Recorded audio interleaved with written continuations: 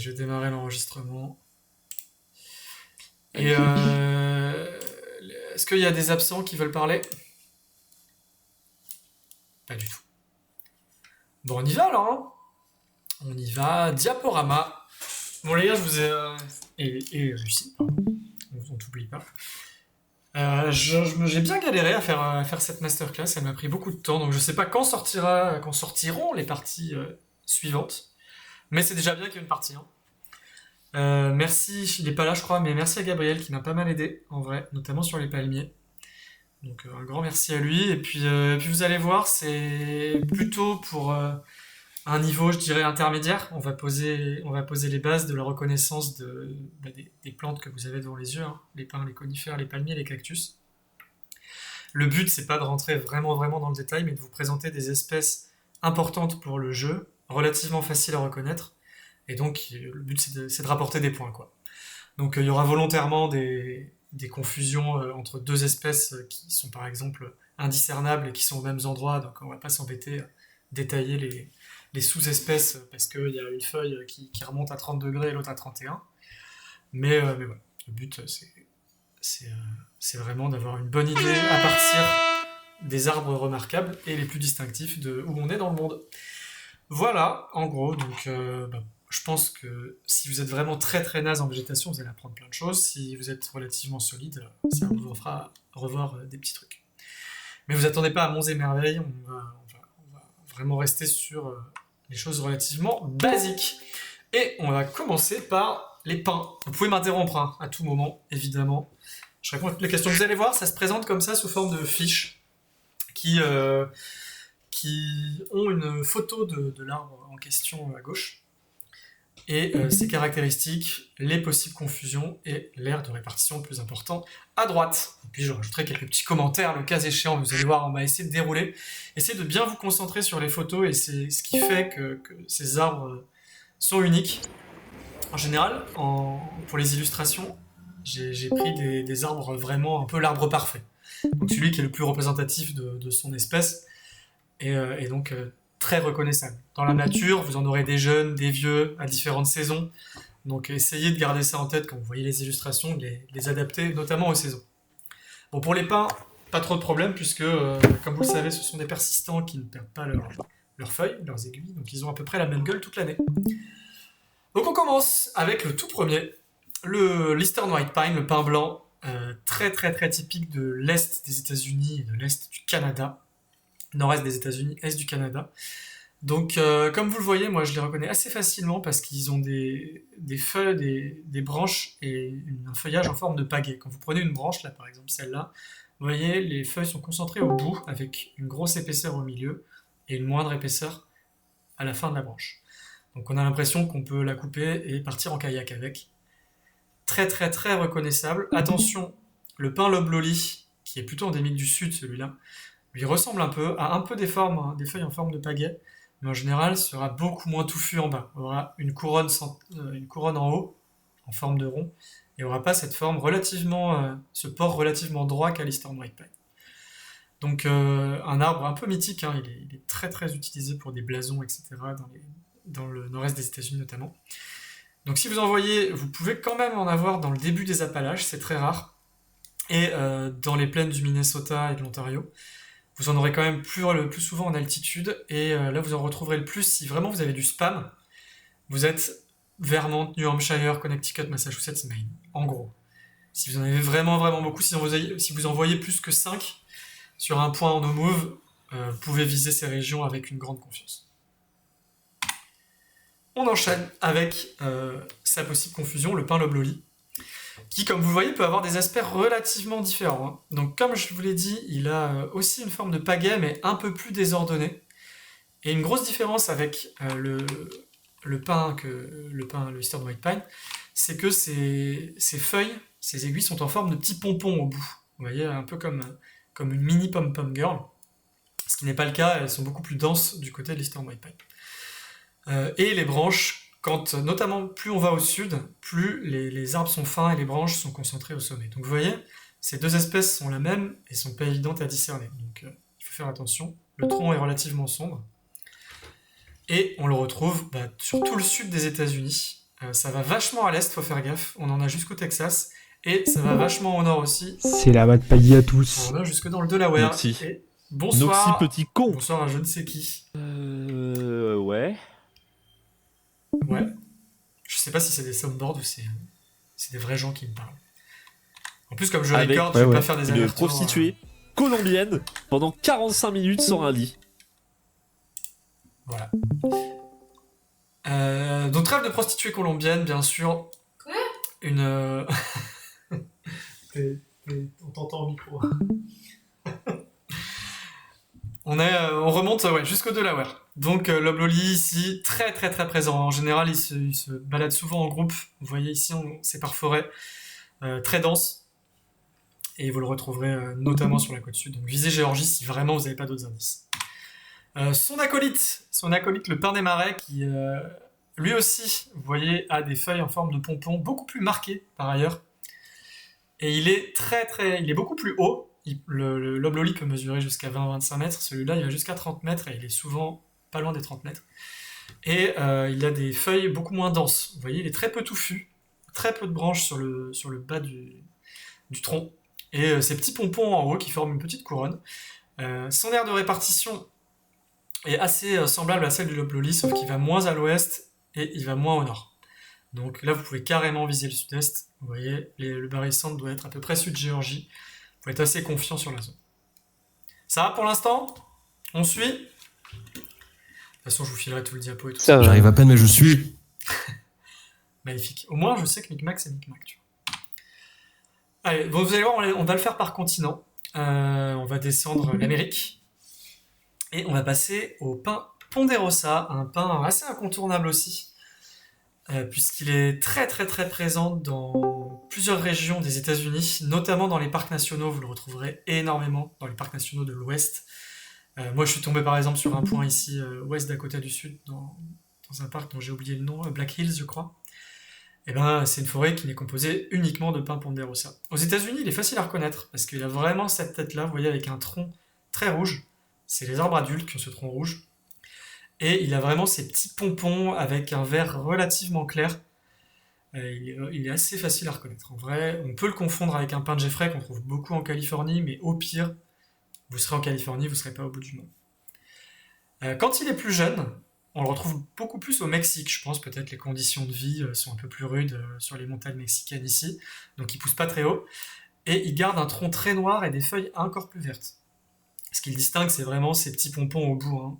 Donc vous voyez, comme le loblolly et le pin des marais, mais en plus dense, plus haut, et avec un port relativement régulier, des branches à gauche à droite, sur à peu près tout le tronc. Enfin, de la moitié supérieure du moins. Donc très utile, hein. Si vous savez que vous êtes au Mexique et que vous les voyez en masse, vous êtes au Durango. Attention, parce qu'il y en a qui peuvent avoir la même tête vers Mexico City, ils sont pas tout à fait pareils. Et aux États-Unis, Californie, si vous avez vraiment qu'une seule essence, que vous avez que des pins Ponderosa, vous pouvez envoyer Black Hills avec relative confiance, et ça fera très mal si votre adversaire est plein ouest. Parce qu'en général, en Californie, ils sont mixés avec des conifères. D'autres, des sapins, notamment. Le pin pleureur, le Pinus patula, un de mes pins préférés. Hyper facile à reconnaître, les aiguilles sont vers le bas. Donc le feuillage est très très dense. Il est très possible de le confondre, je vais vous le montrer parce que je ne l'ai pas mis dans ce doc, mais avec le Pinus lumolti, qui a à peu près la même tête. Et vous allez voir, il a quelques différences. Déjà, le feuillage est beaucoup moins dense. Vous voyez, les branches du pin pleureur sont couvertes d'aiguilles. Pinus lumolti, c'est beaucoup plus épars. Mais la grosse différence, ça va être par le contexte qu'elle va être faite. Les pins pleureurs, les Pinus patula, vous les retrouvez dans les montagnes humides. Donc typiquement les montagnes de l'est à l'est de Mexico et dans le Oaxaca, dans les montagnes du Oaxaca. Le Pinus lumolti, vous le retrouvez dans les montagnes sèches, donc plus Durango, Sinaloa et Chihuahua. Donc possible de les confondre, mais avec le contexte, normalement, vous voyez que vous êtes dans une forêt humide, vous envoyez au Oaxaca avec une grande confiance. Attention, il y a des cultures de cet arbre, je ne sais pas pourquoi il est cultivé, mais il est cultivé. Notamment au Pérou, Colombie, à Swatini. Donc ici, si vous le voyez dans son milieu naturel, vous êtes quasiment certainement au Mexique. Si vous le voyez en plantation, vous êtes soit au Pérou, soit en Eswatini. soit en Colombie, et attention, encore une fois, en Colombie, il a un peu essaimé, et on peut le retrouver à l'état sauvage. Les plantations ont fait des petits qui se sont décalés, donc ça m'est déjà arrivé d'en voir au bord de la route en Colombie. Mais la plupart du temps, vous serez au Mexique. Les pins Concepción, Pinus radiata, très très très facile à reconnaître aussi, impossible à confondre normalement, c'est le pin qui fait des doigts d'honneur. Donc il vous fait des gros fucks, voilà. Toutes les branches littéralement font des doigts d'honneur. Donc si on vous fait des doigts d'honneur, très utile au Chili, vous êtes dans la région de Concepción, dans la région étendue, hein. Ça peut partir assez sud, presque vers Temuco, j'en ai déjà vu. Donc voilà, et quasi jusqu'à Viña del Mar, j'exagère un peu volontairement, mais très centré sur Concepción. Sachez d'ailleurs que ce sont des plantations, hein, c'est pas du tout l'emplacement originel du Pinus radiata. Donc voilà, c'est de la plantation, ça a été importé au Chili. Je ne sais pas non plus pourquoi il est cultivé. Vous en retrouverez beaucoup aussi en Nouvelle-Zélande et sur la côte est de l'Australie, en Tasmanie. Donc vous ne soyez pas surpris si vous en voyez en Nouvelle-Zélande notamment, ça peut arriver, ça arrive même souvent. Le pin maritime, le pin que j'ai connu dans mon enfance, le fameux pin des Landes. Donc ici on est dans les Landes, hein. Un pain pas très esthétique mais qui sent très très bon. Donc comme vous le voyez, très peu touffu, avec une couronne supérieure, très peu de branches sur le tronc en bas, et des épines assez peu denses. Un tronc sombre et très craquelé, on le voit bien ici là, il est vraiment très marqué, on dirait, il est très ridé en fait. Et donc il se reconnaît relativement facilement à ça, au fait qu'on voit très bien le tronc et que ce tronc est très ridé. Confusion possible avec le Pinus nigra, le pin noir, mais qui est beaucoup plus dense, on le verra par la suite.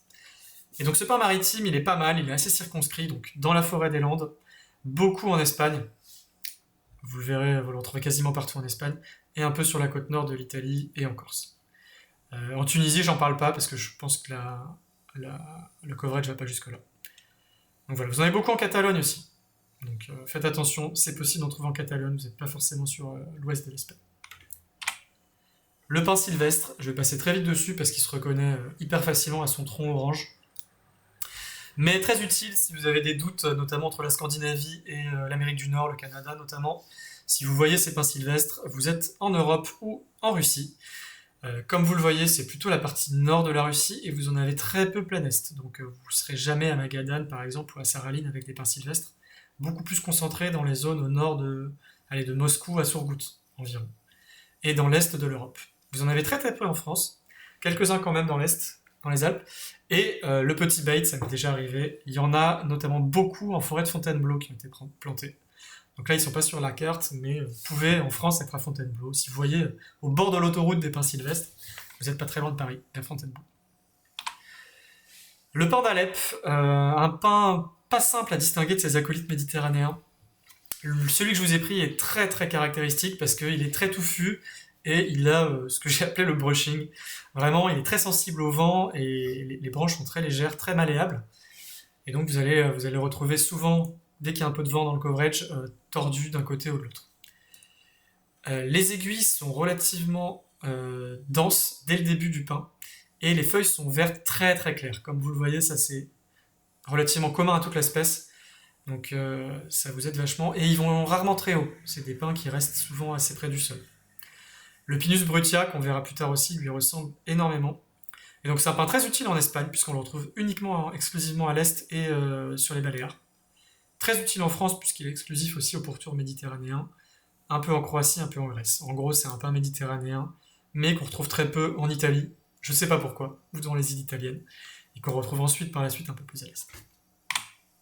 Le fameux Pinus brutia, comme vous le voyez, il peut ressembler parce qu'il a des feuilles vertes claires également et des toutes petites pommes de pin comme le pin d'Alep. Je n'ai pas précisé, mais il a des toutes petites pommes de pin. Sauf que le tronc est plus sombre et les branches sont positionnées plus haut. Les feuilles sont positionnées plus haut sur le tronc aussi. Donc un peu plus facile à confondre, mais ça se reconnaît quand même. Avec le contexte, vous saurez que vous êtes en Turquie, avec la voiture blanche, etc. Les maisons et tout ça. Et si vous en voyez en Turquie, très très très très très utile, puisqu'il fait tout le pourtour méditerranéen turc. Et pas autre chose. Vous en retrouverez vraiment très sporadiquement, notamment à Kastamonu ici, où vous avez littéralement un plateau couvert de ces pins, mais c'est pas de chance, si vous êtes là-bas. Le pain noir qu'on a vu tout à l'heure, dont on pouvait le confondre avec le pain maritime, le Pinus pinaster. Pinus nigra, sa grosse différence, c'est qu'il a des étages. C'est le pain à étages, il a un tronc extrêmement sombre. En fait, le tronc ressemble au tronc du pain maritime. Donc très sombre avec des craquelures. Mais cet étagement fait qu'il est quand même relativement très reconnaissable. Les différentes couleurs que vous voyez, c'est des sous-espèces, donc on s'en formalise pas. Vous en retrouverez un peu en Espagne, un peu en Croatie, en Albanie, au Monténégro, mais la majorité du temps, vous la retrouverez sur les montagnes au nord de la Turquie et à l'ouest. Donc vous en aurez quasiment pas à l'est, un peu vers Gaziantep, mais très très peu. Globalement, sur toutes les côtes turques, vous en aurez. Il en reste plus que 2 pour les pains, et après on passe à la pratique. J'espère que tout va bien jusqu'ici. Les 2 pains indiens, qu'il faut savoir distinguer pour savoir si on est du côté ouest de l'Himalaya ou du côté est de l'Himalaya en Inde. Donc le pain Shir, Pinus roxburghi, la grosse différence c'est qu'il a une ramure ronde. Son homologue de l'est sera beaucoup plus désordonné et sur des montagnes moins hautes. Si vous êtes vraiment dans un environnement escarpé avec ce port rond, vous voyez c'est exclusif à cette petite bande Uttarakhand et Himachal Pradesh. Donc vous pouvez aller là-bas avec confiance. Et le dernier, le pain cassis, qui vous voyez peut quand même avoir une couronne assez ronde, mais en général un peu comme les pins Parana qui se concentrent au sommet, qui descend moins. Et c'est nettement plus désordonné, et il y a des pompons plus denses. Ici vous voyez le pain Shir, les aiguilles sont très fragiles, on a l'impression. Là les aiguilles sont plus robustes. C'est un pain qu'on retrouve beaucoup en Asie, on le retrouve pas que dans le Manipur et dans le Meghalaya, on le retrouve notamment beaucoup dans les montagnes Thaï et au Vietnam, j'en ai vu pas mal, et c'est circonscrit à quelques petites zones comme vous voyez ici. En Philippines, j'en ai pas vu pour être honnête, mais peut-être qu'il existe. Ah, à moins que ce soit justement celles que nous avait présentées Scholars, c'était juste des pains cassis. Donc de toute façon les pains aux Philippines c'est honneur. Voilà pour les pains. Est-ce que vous avez des petites questions? Sinon, je vous laisse rejoindre la party et on va s'entraîner ensemble. Hein. J'ai une question. Yes. Je vais juste te partager le truc. Attends, je regarde un peu ce qui s'est passé. Ouais. Au Cambodge, il y a un parc avec des pins. Je sais pas c'est quoi. Ouais, bah ça a l'air d'être les pains cassis, hein, les derniers que je vous ai présentés. Ça y ressemble fort en tout cas. Ok. Tu vois, ils sont hauts et fins, ils ont une ramure un peu haute, un peu verte claire, des aiguilles relativement denses. Ça y ressemble comme 2 gouttes d'eau. Ok. Ouais, je vous remets le lien de la partie si vous voulez venir. Oh, bah, il y a tout le monde, je pense. Coucou. On va se jouer une map en 10 rounds. Tranquille, 30 secondes. L'objectif, c'est pas de faire 5K parce que vous allez voir, on sera en NMPZ. Donc, je vous ai juste mis des pains en gros plan. L'objectif, ça va être de se mettre à un endroit où c'est possible que ce pain existe. Où il est possible que le pain existe. Donc, on s'en fout que vous fassiez 5000 km. Si le pain est possiblement là où vous êtes mis, on est OK. Le but, c'est de reconnaître l'espèce. Si tout le monde est là, on y va. Hein. Let's go. Je vais remettre le son chez moi. On peut en parler, hein, n'hésitez pas à intervenir. Ok. Hop. C'est du no-move. Ah, c'est du no-move? Ah merde. Attends, on va à bord. Parfait. C'était des pains oui. sylvestres. Vous aviez reconnu le tronc orange, j'espère. Le quoi? Le tronc orange. Donc on était probablement dans l'est de l'Europe. Allez, on y retourne. Et quoi? Quoi? Ok. Ouais. Yes! Putain, yes! Très bien.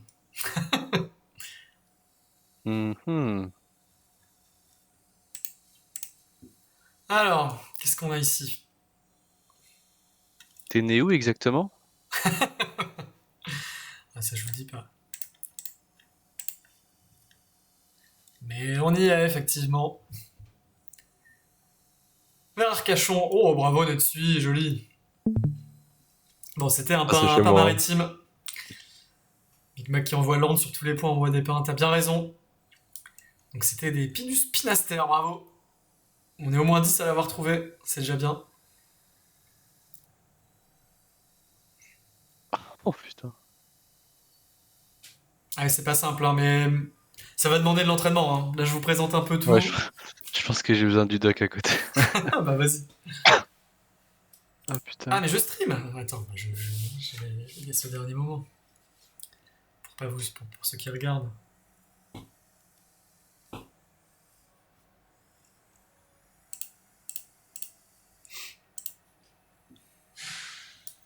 Oh oui! Quel Oh beau geste oui. de ma part. Et c'était des Pinus ponderosa, donc ceux qu'on retrouve énormément dans le nord du Mexique et dans la façade pacifique États-Unis et dans les parcs nationaux globalement. Vous pouvez les reconnaître à leurs pompons et à leurs troncs sombres, parce qu'ils étaient jaunes, ici dans les forêts du nord Mexique.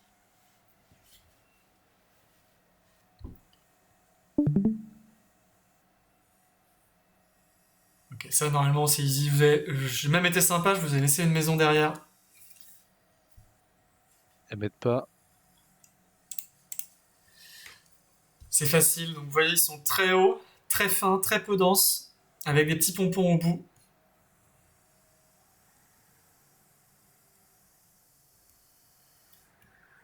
Tu dis quoi, Horace? Faut-il reconnaître l'architecture? Mais oui, c'est chill. Voilà, on était dans le sud des États-Unis. Bravo, c'était un pain des marais. Beaucoup de gens l'ont eu. Ah oui, vous êtes bouillant. Je ferai le classement à la fin, ça me fait rire. On se concentre sur évidemment ce qui est des pains. Bon, j'ai été sympa, je vous en ai trouvé des beaux quand même à chaque fois. Ah, on a une petite. Je sais pas si vous l'avez, faites F11 si vous l'avez pas, mais en bas on a une petite bouche à incendie jaune et bleu. Pas si c'est utile. Et on a le support de lampe Mindanao. Et on était dans le New Hampshire, vous avez reconnu les Eastern White Pine. Bien joué donc avec leur petite feuille en forme de pagaie.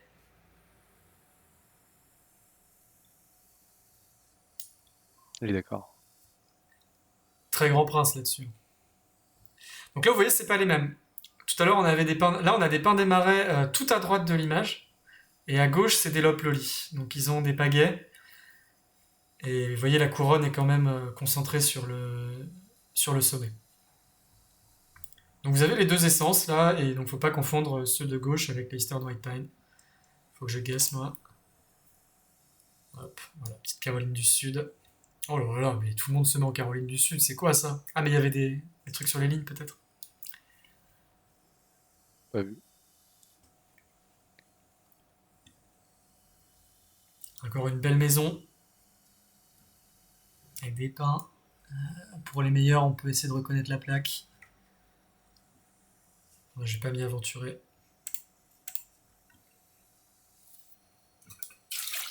Il y a un truc orange au milieu, donc peut-être la Floride ou la Géorgie.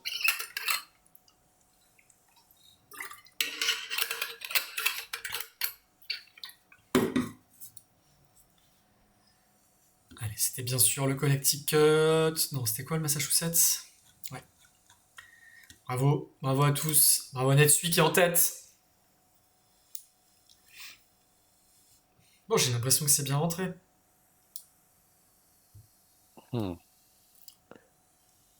Non, Big Mac. Désolé alors. Bon, attendez, on n'a pas beaucoup de variétés là. Pourtant, j'ai mis 6 points de chaque pain à peu près. Entre 6 et 8. Mais on tombe sur les mêmes. Je vous laisse me dire de quelle espèce il s'agit dans le chat de GeoGuessr. Est-ce que pour vous, pain perdu, effectivement, énorme. C'était des loploli, je crois. Allez, j'aimerais bien les pains qu'on n'a pas vus encore. Voilà. Celui-là, il est beau. Donc on se concentre sur celui du milieu, hein. C'est évidemment celui que je voulais voir. Que vous voyez très très très joli ici. Vous voyez, c'est les arbres dont je vous ai parlé qui sont à étage. Ils sont souvent tordus par le vent. Vous les verrez souvent avec des formes vraiment pas possibles.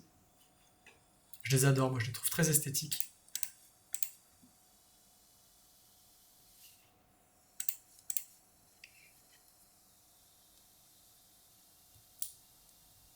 Bien joué. Bien joué, Zifuko. Quel guess de fou. Ah, T'es vers ce qui sait dire. Et c'était un Pinus nigra, un pain noir. Eh ben, on s'ennuie là. Donc là, ce sont bien des loploli encore, hein. Ils ont encore des petites formes de pagaie. Concentrées vers le haut. Hop. Quelle heure il est? Que je fasse gaffe. Ça fait quoi, une demi-heure? Ah, ça va, on est dans les temps. Ça peut durer que 2 heures, si tout se passe bien. Ou Caroline du Nord. Comme je vous l'ai dit, ils peuvent aller haut, hein. Ils peuvent aller haut. On a même tenté un Maryland pour Ayura. Ça marche. Les loploli, ils vont jusqu'au Delaware, donc ça marche. Et le dernier. Allez, un nouveau. J'aimerais bien les pains du Waraka. Ou d'autres, quoi. Bon, bah ça c'est le premier point qu'on a eu tout à l'heure, qui était en no move. Et on sait pas où il était finalement. Ah, il y avait les fake white. Non mais on est censé se concentrer sur les arbres, quoi. hmm.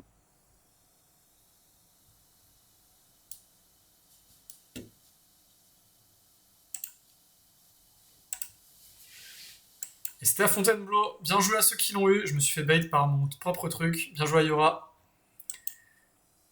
Puis voilà. Bravo Netsui.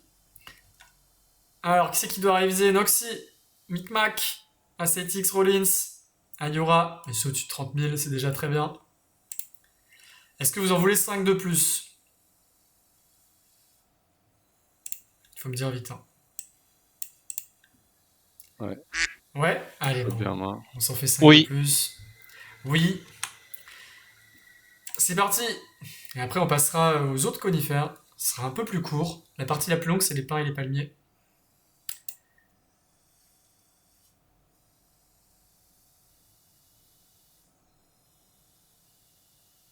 Hop.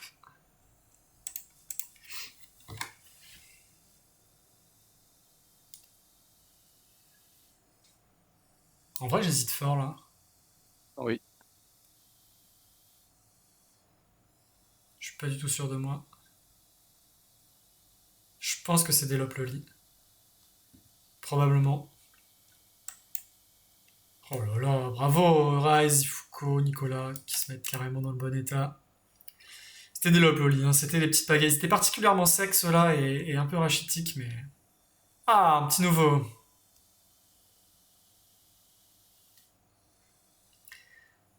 Vous voyez, c'est pas évident là à se dire est-ce que c'est des pains d'Alep, est-ce que c'est des pains turcs. Mais bon, il faut tenter.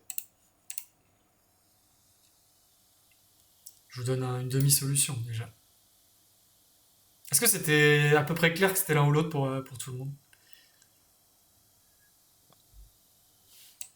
C'était bien des pains d'Alep. Vous voyez, ils avaient vraiment les aiguilles dès le bas du tronc.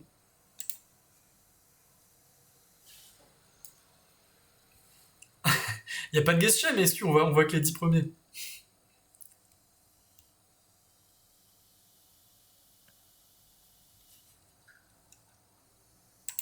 Là, j'ai laissé un peu trop d'éléments, hein, mais... C'est con, en fait, j'ai dézoomé pour faire des recherches. Et j'ai oublié de rezoomer sur les pains. Bon, c'est pas grave. Donc là, Eastern White Pine, n'oubliez pas, hein, ça peut aller jusqu'au Wisconsin, hein.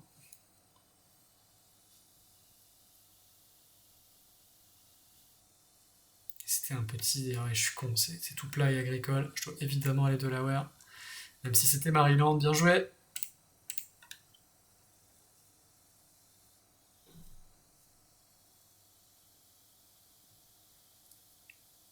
Ah ah.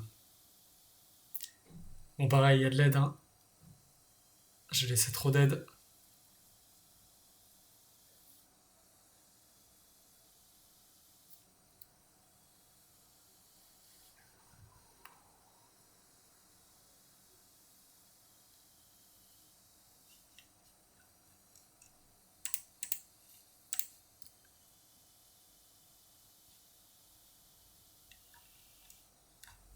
On était en Grèce, bien joué. Oh, Mais... Netsui. Allez, bien joué là-dessus. En même temps, si vous avez suivi les pins turcs, on les retrouve en Turquie et pas jusqu'en Grèce. Hein. Je sais pas ce que je suis allé foutre là-bas, moi, mais. Ah, on est dessus.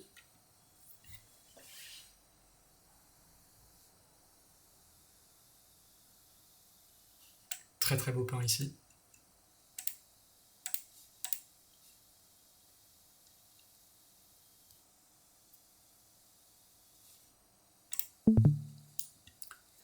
Très beau pain avec une couronne bien ronde.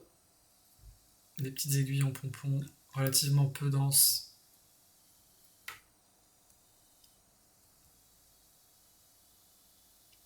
Et voilà, c'était Uttarakhand. Bien joué à tous! Eh, combien? Ça va, tout le monde a presque plus que 10 000, à part Ayura qui nous a fait un très beau gaz Fontainebleau par ailleurs. Netsu qui nous régale avec un 22 000 NMPZ. Pain! Bien wesh, eh ben on va passer à la suite. Ça va? Vous avez des questions ou pas? Je regarde si vous n'avez pas écrit dans le chat.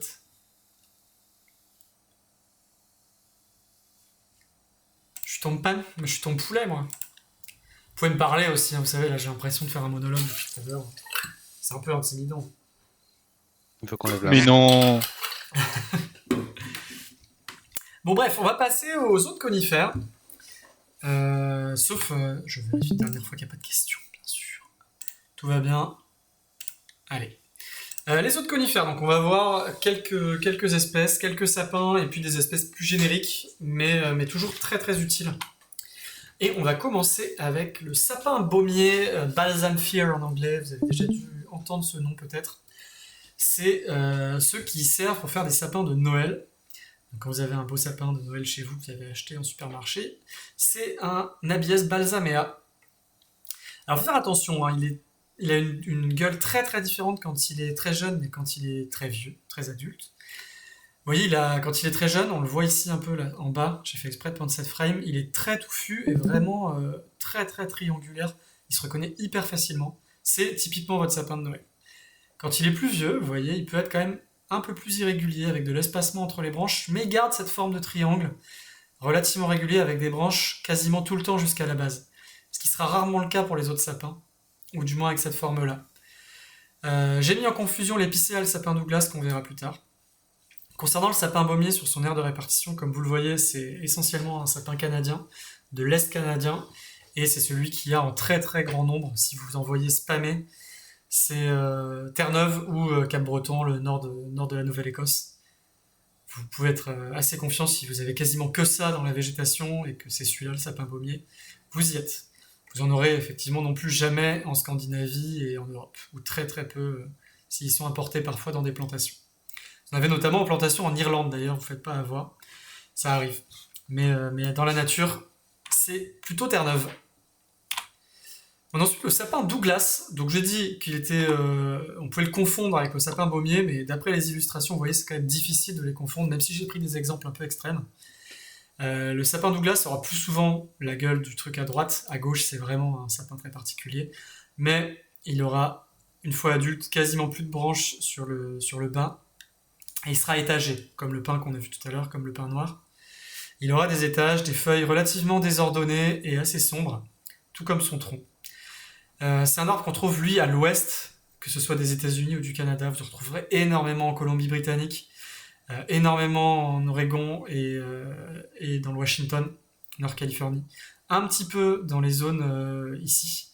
Donc si vous le retrouvez au milieu, un ou deux sapins Douglas au milieu d'une forêt de pins, ponderosa, bien sûr, vous serez peut-être dans cette zone, mais la majorité du temps, vous serez vraiment plein ouest. On passe à l'épicéa. L'épicéa, qui est un nom générique, et qui peut avoir vraiment une tête différente selon les régions. Ce qui le caractérise, c'est qu'il a souvent un tronc clair. Donc, contrairement au sapin Douglas qu'on vient de voir, parce que vous voyez sur l'image de droite, quand même, on peut difficilement les discerner, je trouve. Ils ont un peu la même tête. Donc, un tronc très clair, et il a une fâcheuse tendance à se reproduire très très très facilement. C'est une espèce assez invasive. Et donc, vous le retrouvez en très grand nombre en général. Ce sera des forêts quasiment mono-essence avec que des épicéas. Et des aiguilles un chouille tombantes. Donc, vraie possibilité de confusion avec le sapin Douglas, un peu moins avec le sapin baumier. Et l'épicéa, vous le retrouvez beaucoup en Scandinavie.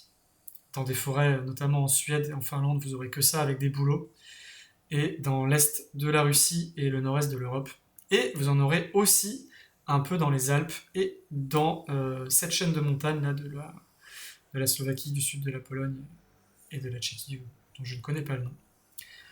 Mais voilà, vous ne faites pas avoir, vous n'êtes pas forcément en Scandinavie. Si c'est plat, vous y êtes. S'il y a du relief, vous êtes probablement dans les Alpes ou Tchéquie, Pologne, Slovaquie. Vous en avez quelques-uns aussi à l'est de la Roumanie. Des forêts pareilles, mono-essence, assez facilement reconnaissables si vous êtes en Roumanie, vous pouvez envoyer ici avec confiance. Donc l'épicéa, un arbre qui attire énormément les moustiques aussi, donc détestable. Le mélèze, un arbre très utile en Russie puisqu'il est majoritairement à l'est du pays. Le mélèze a une particularité, c'est que c'est un des seuls conifères à perdre ses aiguilles en hiver. Donc ça ne devrait pas être un conifère, mais c'est un conifère. Et donc vous le retrouvez énormément à l'est, à Magadan, à Irkoutsk, à Chita, vous avez que ça. Du mélèze, et il se reconnaît assez facilement parce qu'il a des aiguilles vraiment très fines. On a l'impression qu'on voit à travers. Et des branches symétriques très souvent et relevées vers le haut. Donc c'est un arbre qui vous dit, qui vous lève les bras régulièrement, qui vous dit bonjour. Le genévrier de Virginie, alors je vous ai pris le genévrier de Virginie parce que c'est celui qui m'aide le plus moi aux États-Unis. Vous avez énormément de variétés de genévrier qui s'étendent partout sur les US. Mais celui-là est particulièrement utile puisque il couvre toute la partie est des US. Mais quand vous en avez plusieurs sur la même frame, qui poussent un peu au milieu de rien, vous êtes très souvent Oklahoma, Arkansas. En gros, retenez que c'est centré sur l'est Oklahoma, dans une petite zone. C'est Juniperus virginiana, vous en aurez beaucoup, et ça aide énormément dans le paysage, je trouve, pour distinguer justement des zones plus nord où ils sont extrêmement rares. Ils peuvent apparaître, mais ils sont très rares. Donc visez plutôt cette zone-là. Notre fameux pimparana, je vais pas épiloguer, juste pour vous dire qu'il ne faut pas le confondre avec le monkey puzzle. Il a bien des petits pompons, des branches nues, avec des gros pompons au bout de ses branches. Le monkey puzzle a un peu la même forme globale, mais pas du tout les mêmes branches. Et le pimparana, on l'adore parce que il est circonscrit autour du centre Santa Catarina. Donc voilà. On en avez un peu dans le missionnaise des fois, donc faites attention, ça peut arriver. Et vous pouvez en avoir par ailleurs dans des jardins. Donc vous faites pas avoir, j'en ai déjà vu plusieurs fois au Chili par exemple, en Afrique du Sud, au Portugal. Donc il faut vraiment qu'il soit dans l'état sauvage pour aller sur cette zone. Alors c'est pas sur la carte, mais faites attention aussi, vous en avez aussi à Rio. Vous avez un cluster vers ici, très reconnaissable parce qu'ils sont sur des grosses falaises pelées. Donc au lieu d'être dans la forêt comme ils le sont souvent, vous avez des grosses falaises avec des Parana Pines. Si c'est le cas, des falaises bien rondes, des collines pardon, pas des falaises, vous êtes près de Rio, vers ici. Et je crois que c'est le dernier conifère à présenter, le Monkey Puzzle. Donc vous voyez, il a un peu la même gueule avec cette couronne en forme de demi-cercle au sommet, mais il a des branches et des branches qui sont pas du tout nues et des épines en bout de branches qui sont très différentes des gros pompons du Parana. Et le Monkey Puzzle, vous le voyez ici, il est vraiment très circonscrit aussi. À la frontière Chili-Argentine, à droite en Argentine, on a le Neuquén. Je ne sais plus comment s'appelle la région côté Chili, mais vous visez le Neuquén. Tout à gauche, à la frontière, et vous avez la zone faite 10 km. Ah, le cyprès. Attends, il me reste combien? Ah, mais il me reste trop 2 en fait, autant pour moi. Le cyprès, hyper facile à reconnaître aussi. C'est le conifère méditerranéen par excellence. Donc il n'a pas vraiment de zone, si ce n'est le bord de Méditerranée. Donc vous en voyez, vous n'êtes pas très loin de la Méditerranée. Beaucoup en Tunisie qui y sont aussi. Plus vous êtes proche de la Méditerranée, plus vous en verrez. Et enfin, le dernier, très utile, le hoop pine. Donc qui n'est pas un pin, contrairement à ce que son nom indique. Qui a un peu une gueule de pin parana, mais surtout le tronc. Donc lui, il n'a pas que le sommet, il en a vraiment partout. Et il a des gros pompons au bout de ses branches, très désordonnés aussi. Et vous le retrouvez sur toute la côte du Queensland, en gros. Et plus vous en verrez, plus vous êtes proche de Brisbane. C'est très rare d'en voir là-haut. C'est très commun près de Brisbane. Voilà. Questions? Nique Non. les Chinois. Pardon? Quiz? Allez, on va se faire 10 rounds, ça devrait suffire. Normalement, il y a peu de confusion possible, donc j'espère vous faire des beaux scores. Je regarde Ok. juste que personne m'ait écrit. Si, petite question. Ouais. Est-ce que tu as la répartition des peupliers dans le monde? Alors, les peupliers, non, mais si tu veux, on peut les voir ça en live. Hein. Le problème des peupliers, c'est qu'il y en a partout. Je Ouais, peux j'en juste vois te très dire, très souvent dans je peux juste te dire en dans- Turquie, je l'ai appris récemment, mais en Turquie, si tu vois des plantations de peupliers, tu es dans le nord. On a surtout des peupliers noirs d'ailleurs dans le monde, vers Douché, mais tu vois, c'est pas très représentatif en général. Ouais. T'en as vraiment Ok. partout. Allez, on est parti. Yura, Valentin, je sais pas si vous êtes là, mais on va Yes. lancer. Yes. Yes. Let's go. Ok. Ok, let's go. Ouais. Et voilà, ça va vous faire un vrai test. Là, je vous dis rien. Pas être cliqué.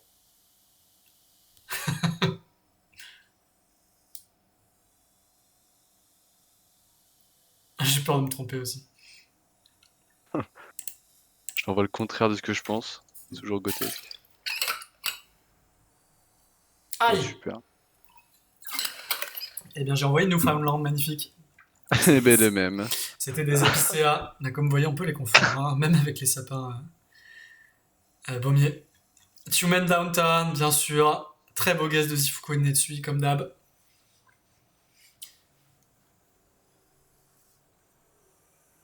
Ah. Alors, qui va faire 4900 plus? Effectivement, c'est un épicéa. Que c'est considéré comme Ouais, des c'est collines, quoi. ça? Comme? Des collines? Non, c'est Collines pas. vertes. Non, c'est pas considéré comme ça. Je crois que j'ai pas mis de point Rio. J'ai pas mis de B. Oui, bah t'as mis le point le plus bas possible. Super. Ouais, mais en attendant, il y en a qui sont partis Rio Grande do Sul, tu vois. Ils sont devant toi et moi. Normal, on a envoyé une Newfie. Oh là. Alors, à droite, vous avez des mélèzes. Des mélèzes, j'ai précisé qu'il y en avait en Russie, mais il y en a beaucoup en Amérique du Nord aussi. Il y en a beaucoup dans les Alpes. C'est vrai que je voulais le dire, je voulais le préciser. Donc, on n'est pas en Russie. Je vous le donne en mille. On a une route qui fait nord-sud. C'est 5K normalement. Voilà. Oh oui, Taco. 4982. Prenez exemple sur Taco. C'était un sapin Douglas qu'on voyait.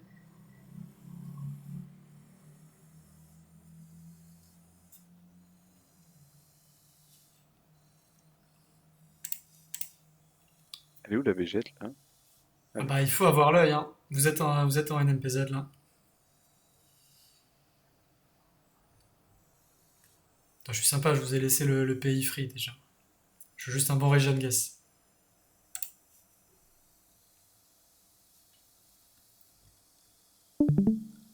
Voilà, on avait un cyprès au loin, donc on était sur le pourtour méditerranéen, vu qu'on était en Turquie. Bien joué à tous.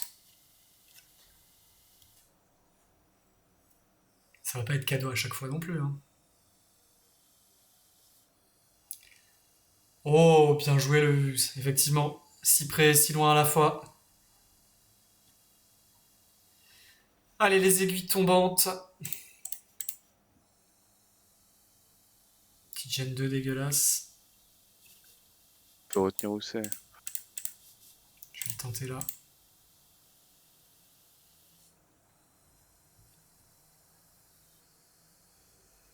Oh, c'était Suède, fait chier. Je vais citer des épicéas ici.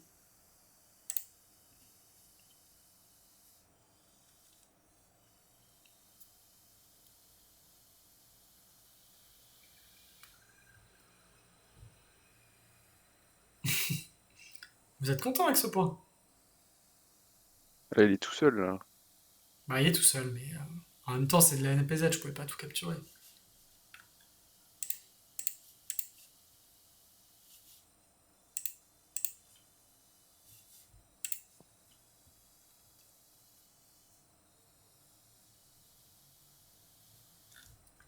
Ici, Missouri. Oh oui, Lulu, joli.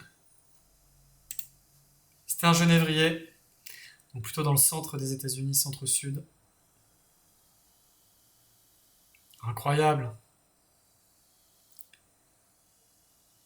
Là, vous voyez, on a de la colline, on peut commencer à avoir le doute. Je vais pas oser, mais il y a le doute.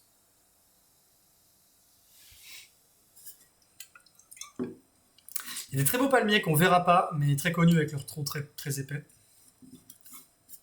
Mais ceux-là, ils sont plantés, donc moins intéressant. Ah bah c'était bien ça. C'était bien ça, c'était bien le cluster Rio. Bravo Netsui, Rise, Rollins et Ayura. Putain, je crois même pas à mes propres méta, quoi. C'est terrible.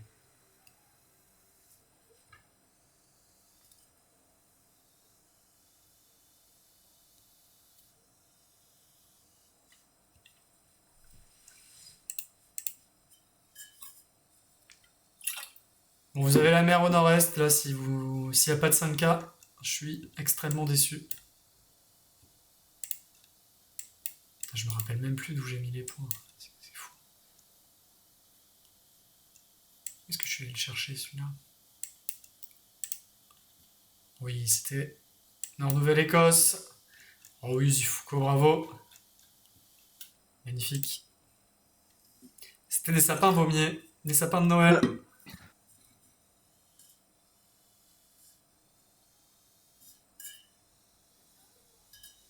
Bon, là, il faut savoir reconnaître de loin.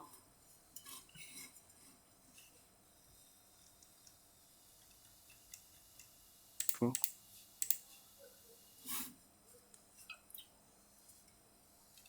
C'est un petit test d'acuité visuelle en même temps.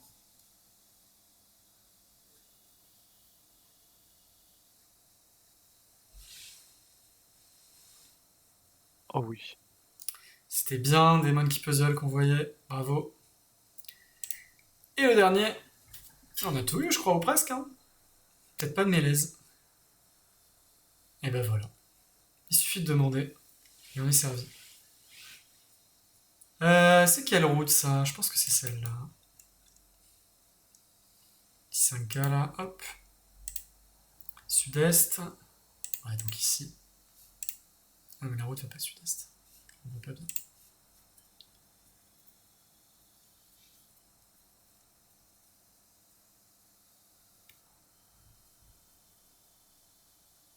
Hop là.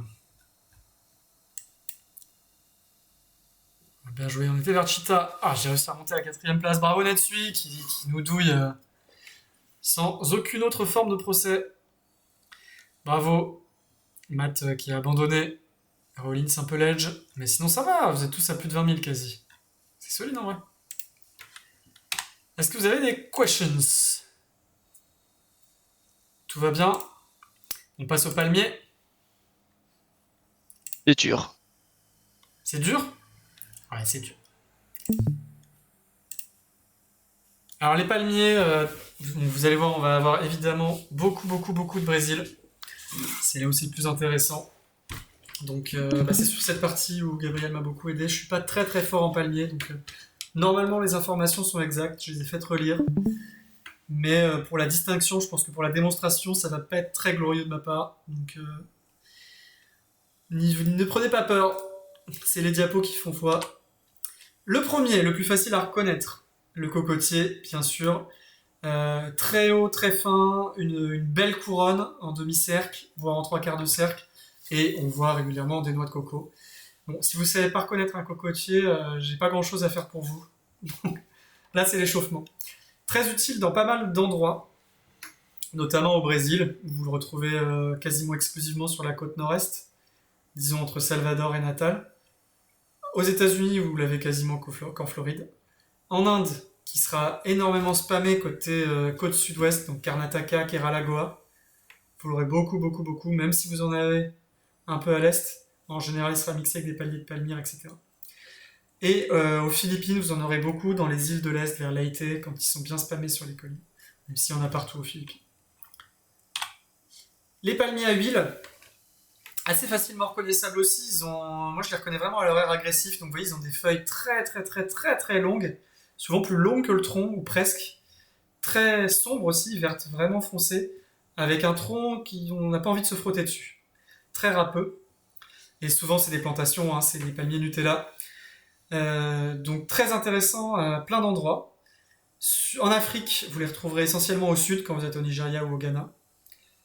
Au Mexique, vous aurez des plantations quasiment exclusivement Chiapas, Tabasco, quasiment les seuls endroits.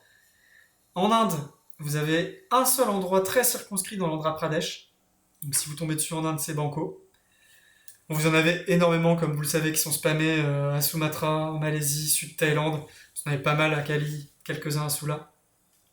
Et aux Philippines, les plantations, ce sera essentiellement au sud. Donc en vrai, c'est quand il est hors de la grande zone où il est spammé, c'est un palmier qui est vraiment très utile. Donc prenez-y garde. Le petit areca, l'areca aussi assez facilement reconnaissable parce qu'il est très dissymétrique. Vous voyez, il a souvent une feuille plus courte que l'autre, à gauche ou à droite, hein, mais il a ce côté dissymétrique, une couronne très très très petite par rapport aux autres palmiers et un tronc très vert et très fin. C'est un palmier que vous retrouverez beaucoup dans le monde de façon isolée parce qu'il est très prisé pour son fruit. Mais si vous en voyez beaucoup au même endroit, il est très utile, notamment en Inde. Vous en avez beaucoup avec les palmiers au sud-ouest, mais aussi sur toute la zone autour du Bangladesh, notamment dans la zone derrière, dans la vallée du Bengale. Et vous en aurez beaucoup à Sumatra si vous êtes en Indonésie. Donc si vous avez un point avec beaucoup de palmiers areca en Indonésie, vous serez probablement à Sumatra, même si vous en retrouverez quelques fois ailleurs. Là, vous voyez par exemple, il n'y a rien au Vietnam, alors que moi j'en ai vu régulièrement planter. Donc c'est pas naturel, mais on en retrouve dans énormément de jardins au Vietnam par exemple. Le palmier moriche, très esthétique je trouve, donc avec des feuilles en éventail qui sont quasiment 360 degrés, un peu tombantes et une belle couronne aussi en rond. C'est le palmier amazonien par excellence. Vous en trouverez beaucoup du côté de Manaus, à Maraba, Rondônia, Acre, vous en trouverez pas mal aussi. Il peut se confondre avec tous les autres palmiers qui ont des feuilles en forme d'éventail, mais malgré tout, celui-là est relativement reconnaissable de par son port assez noble, je trouve, et le fait qu'il ait vraiment une couronne comme ça, très ronde, et des éventails très ronds aussi. Assez léger aussi. Le babassou. Alors le babassou c'est compliqué parce que je trouve qu'il est très difficile à reconnaître. En fait, vous avez énormément de sous-espèces et d'espèces très similaires qui sont à des endroits différents. Micmac en parlera peut-être mieux que moi, mais le babassou globalement, il a cet aspect très, très rustique. Donc avec un tronc relativement fin, des branches qui viennent s'accrocher très très bas et une couronne énorme. Qui ne retombe que très peu. Donc il a cette espèce de forme d'entonnoir. Et on a l'impression que rien ne peut le secouer, quoi. Que le vent ne passe pas dans les feuilles. Il est vraiment très très très robuste. On peut le confondre, j'ai mis avec le palmier akuri, mais on peut le confondre avec des dizaines d'autres espèces. Malgré tout, si vous le voyez, un truc qui ressemble à babassou, c'est probablement que c'est une espèce amazonienne aussi. Vous le retrouvez souvent en bande. Les babassous en spam, vous en avez énormément dans le Maranhão, comme vous le savez. Maranhão, pardon, et beaucoup dans l'Amazonie. Vous en retrouverez en Colombie, j'ai pas mis, vous en avez quelques-uns en Colombie, quelques-uns au Pérou aussi, même si c'est rare. Pareil pour les moriches d'ailleurs, hein. On en retrouve un peu, j'ai pas dit, mais on en retrouve Colombie, Pérou. Et vous avez des choses qui peuvent se confondre avec des babassous sur la côte, mais en général ce sera très reconnaissable puisqu'il y aura des cocotiers, etc. Les açaïs. Les açaïs qui peuvent être de plusieurs sortes. Ici, on se concentre sur deux espèces, Oleracea et Precatoria, qui sont quasiment indiscernables. Donc, ils sont assez différents de leurs cousins, puisqu'ils ont des branches. On dirait que toutes leurs branches sont cassées, toutes leurs feuilles, pardon. Ça, c'est dû au fait que les feuilles sont tellement tombantes qu'on a cette espèce de cassure quasiment perpendiculaire au bout de chaque feuille, justement. Et un tronc extrêmement fin et extrêmement lisse. Et donc vous retrouverez pareil sur la partie amazonienne avec une très forte concentration à Belém. Vraiment, si vous avez quasiment que ça, des énormes groupes, vous êtes à Belém. Si c'est plus sporadique, vous pouvez considérer Manaus, l'Amazonas. Ou en général, ils seront en petits groupes de 2-3, mais pas autant. On passe au palmier de Palmyre. Donc palmier de Palmyre reconnaissable à deux choses. Un tronc vachement robuste et une couronne qui fait vraiment 360 degrés avec les feuilles en éventail. C'est très rare dans les palmiers que la couronne fasse vraiment comme ça le 360. Donc le palmier de Palmyre, assez peu, on peut relativement peu le confondre avec les autres. Il est hyper utile en Inde parce qu'il est sur toute la côte est. Vous en avez beaucoup, notamment Andhra Pradesh, vous en avez pas mal dans le nord aussi. Et vous en retrouvez pas mal aussi Thaïlande, Cambodge, Malaisie. Et là où je voulais en venir, c'est que c'est très utile en Indonésie parce que c'est quasiment réservé au Nusa, même si vous en avez un peu à la pointe sud sous la Sulawesi. Mais si vous êtes certain d'être en Indonésie et que vous voyez un palmier de Palmyre, les Nusa, ça sent très bon. Le palmier Carnaoba, qui n'est pas de la même espèce, puisque c'est un Copernicea, l'autre c'est un Borasius, et qui est lui aussi un palmier 360 avec des éventails, mais comme vous le voyez, il a un tronc très piquant, contrairement et plus fin que le palmier de Palmyre. C'est le palmier qu'on appelle palmier de Chehara. Il est concentré autour du Chehara, donc si vous le voyez en ombre, vous en voyez de Chehara sans trop de réflexion. La Kouri qui m'a énormément servi ces derniers jours en ranked. Il a un petit air de babassou parce que ses feuilles sont très longues aussi et vert foncé, mais comme vous voyez, ça retombe un petit peu plus. On a quasiment un 180 degrés, une demi-couronne complet, et un tronc épais et piquant.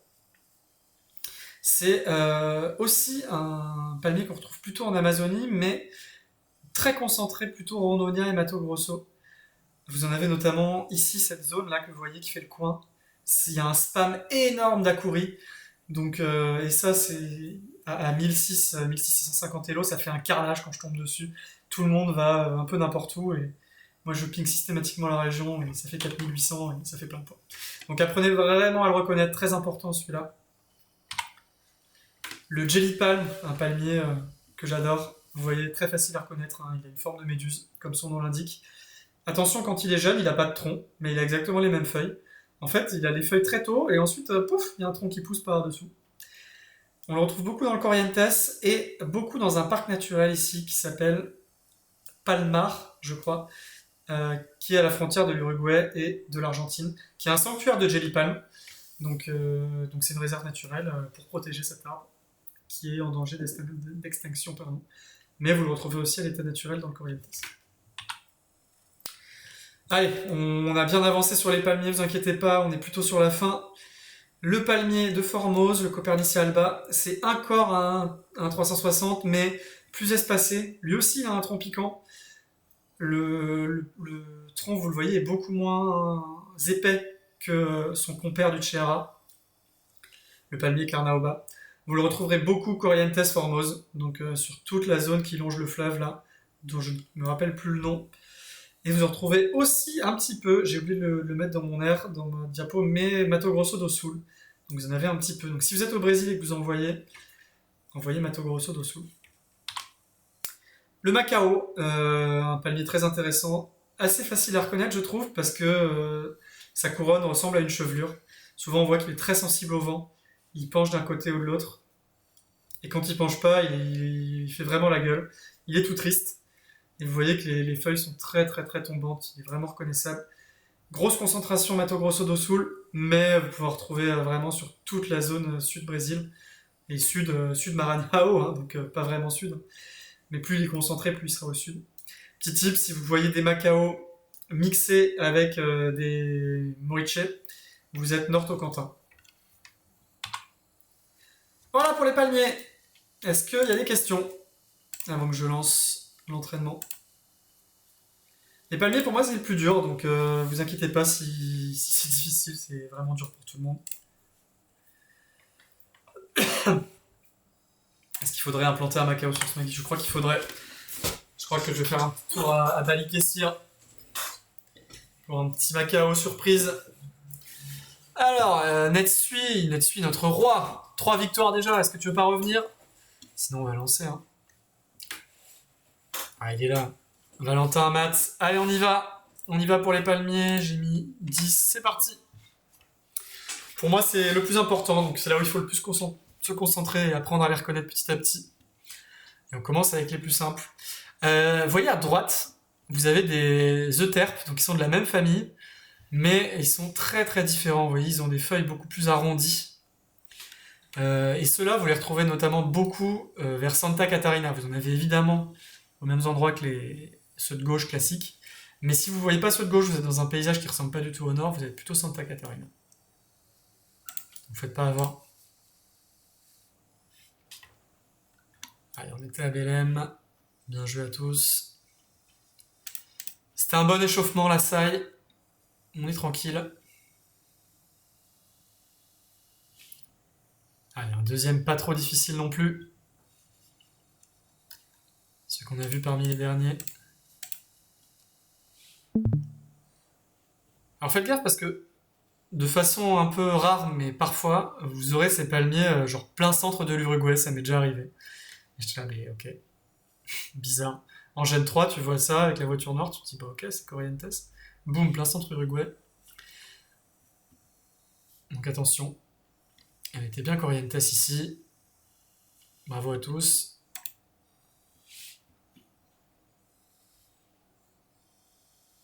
Il y a Scholars qui est en tête. Hop. J'ai ma lumière chez moi. Je vous ai laissé un poteau par pure sympathie. J'attends un 5K de certaines personnes dont le pseudo commence par Mick.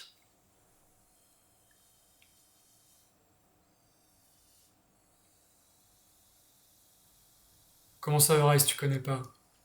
Putain, j'ai quasi 5K sans faire exprès. Bien joué. Bah, c'était des cocotiers, mon cher Eurais, quand même. Il y avait les doigts de coco visibles. C'est le panier de carte postale.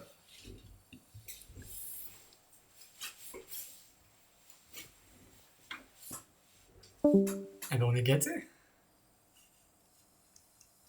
On est gâtés. Et vous voyez à gauche là, si vous pouvez le repérer, vous en avez un tout jeune qui n'a pas eu le temps de pousser encore. Qui n'a pas de tronc. Et qui chill dans son coin en attendant son heure.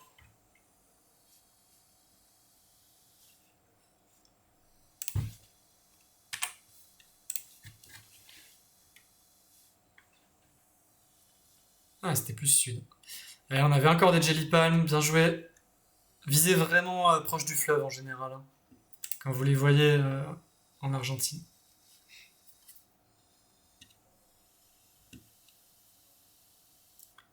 Ah, je crois que j'ai oublié de zoomer là. Sorry. J'ai oublié de rezoomer après. Bah, il va falloir se débrouiller avec ça. Hein. Mais ça va, ils sont reconnaissables, non? Tranquille. Non. Enfin, je suis même pas sûr de moi.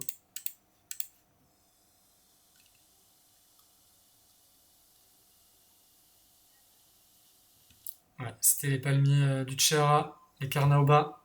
Bien joué, bah vous êtes beaucoup à l'avoir eu.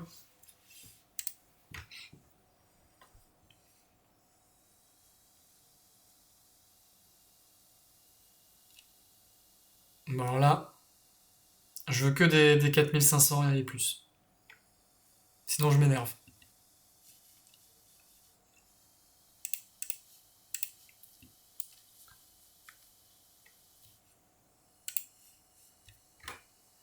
Ah, Big Mac est en train de no cook un petit truc. Ah non, Ayora, s'il te plaît. Est-ce que je fais 4500 avec ça? Ah bah non, bon 4000 et plus. C'était ceux du Tchera. Bien joué, Micmac. Puis oui. Ah, je peux pas aller au-delà de la 10e place. Mais c'était les mêmes que ceux d'avant, les Carnaoba.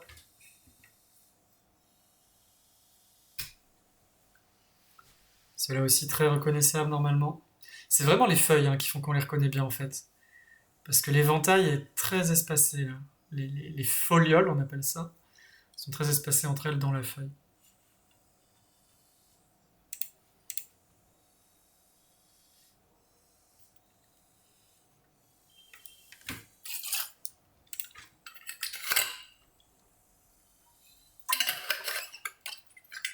Allez, c'était Colombie. Petit bait.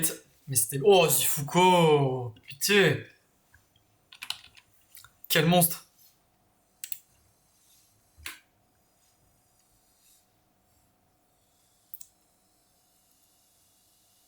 C'était le petit point bait.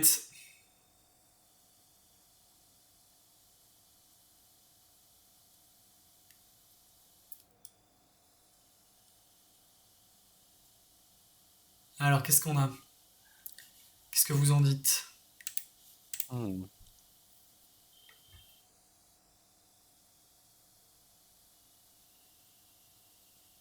Vous avez vu, on a la plante du Rajasthan à droite aussi. Ça viendra dans la suivante. C'était des babassous.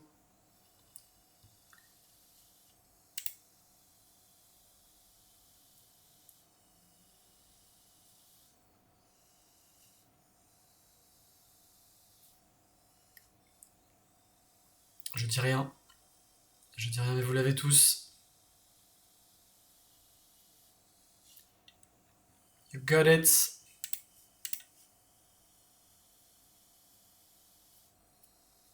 C'est quoi la variété de ceux en Namibie d'ailleurs? Je sais plus, je les ai pas mis. J'aurais pu les mettre. Je sais plus. Mais ils ont un peu la même tronche, t'as raison. Allez, encore des Merde, carnats au bas. j'ai j'ai eu un problème de map là. T'as envoyé J'ai Namibie? zoomé. Non, j'ai zoomé sur le Sahara. Non, j'ai zoomé sur le Sahara et quand ça s'est dézoomé, j'étais Maranhão. Donc, petit problème Allez, on technique. les avait pas eu. Ah, j'ai oublié de préciser, c'est pas forcément le cas ici, mais il y en a énormément aussi à Andaman, l'île à droite à l'est de l'Inde, qui fait partie de l'Inde. Ça fait partie Donc des c'est zones de Andaman. spam de l'Inde.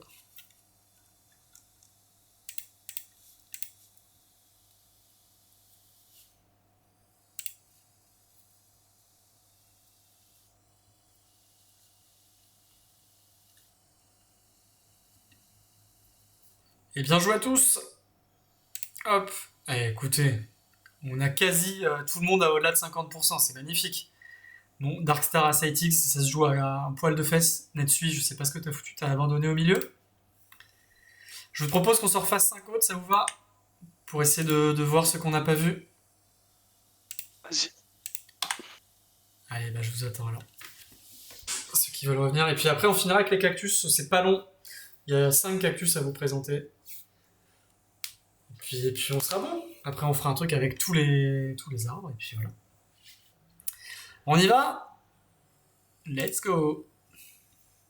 Allez, objectif 15 000 pour tout le monde.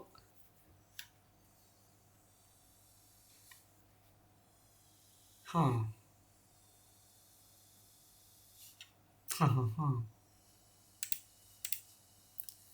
Après, c'est haut 15 000 quand même. C'est haut, mais ta côte, t'en es largement capable. De toute façon, t'es kick du bootcamp si t'y arrives pas. Donc. Ok, pourquoi pas. Vous avez des magnifiques trumpet trees d'ailleurs à droite aussi, à droite des palmiers. Et un petit Manaos, bien joué à tous ceux qui ont mis Amazonie.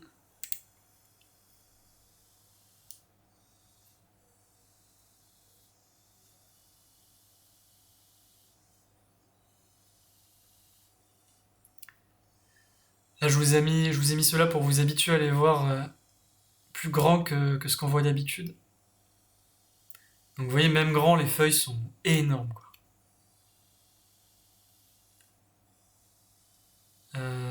Est-ce que c'est ce que je pense là? Euh, je vais faire une saucisse là. Ouais, c'est celui de Philippines. C'est combien Évidemment. le. C'est 15 000 qu'il faut, ça? Oui, Bon bah. t'inquiète, tu peux faire 15 000 sur les 3 derniers points.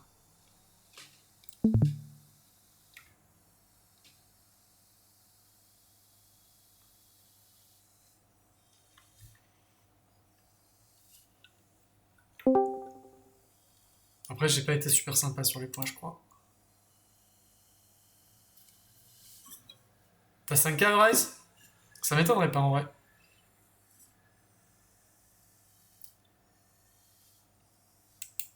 Mais oui, c'est Key West, putain. Oh, c'est tellement free. Eh non, pas de 5K. Bon, j'ai de la chance, c'est moi qui ai fait le point, mais bravo, c'était la Floride. Déjà bien joué à tous ceux qui l'avaient.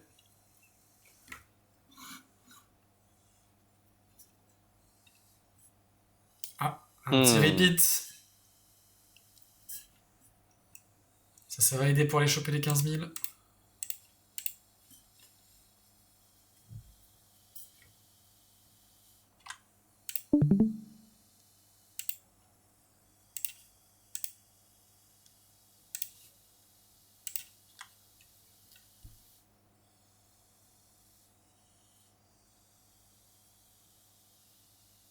Ouais, c'était un poil plus haut.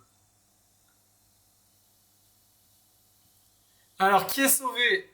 Moi-même, Scolor, Zifuko, Nicolas, Eurise, Le Hugs, Horizon pour l'instant sont sauvés, ça fait que 7 parmi 25. Va falloir gérer le dernier. Ah. Priez pour un repeat. Et non. Oh yo yo. C'est pas un repeat.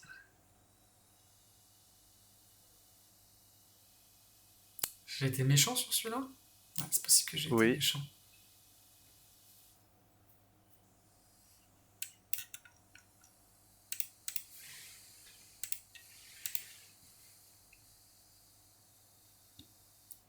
Oh putain. Oh non, c'est à l'autre bout du pays. Oh non. Ah non. Oh oui, 15 000. Ça, j'ai envoyé Vietnam, je suis là. Eh ben, bien joué! Bien joué à tous, bien joué à Nicolas, qui l'emporte. Aïe aïe aïe, Micmac, Ayura, Nico. Alors, Micmac a quitté après le premier. A7X, SQ, Boom, Shakala, Caroline, Strox, Flavio, Chopix. Vous êtes officiellement éliminé de Koh-Lanta. Bon, bah bien joué quand même, j'ai l'impression qu'il y a pas mal de trucs qui sont rentrés. On va finir tranquille avec les cactus. Vous voyez, il est pas trop tard en fait, ça va. Allez, on y va. Est-ce qu'il y a des questions, pardon, avant tout? Rien. Non. Allez aux toilettes. C'est dur. Oui, je vais aux Ah. toilettes, bien sûr. Allez, petite pause pipi Nice. pour ceux qui veulent. Let's go. Pause glace. Pendant ce temps, on va évidemment faire le tusmo du jour. Hop. Longueur. Qu'est-ce que vous avez quoi? Légumineuse. Ça rentre pas. Aidez-moi. Légiférer.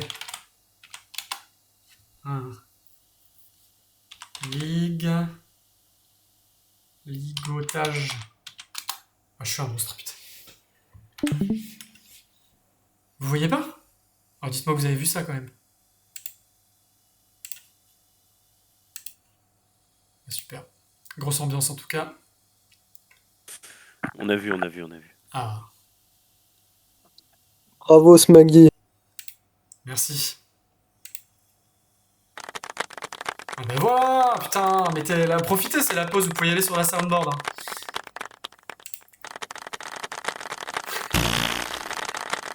Voilà, des proutes. C'est bon. Ouais, ouais. Bon. Il y a un petit de peu ce pays. Donc, C'est la réponse de la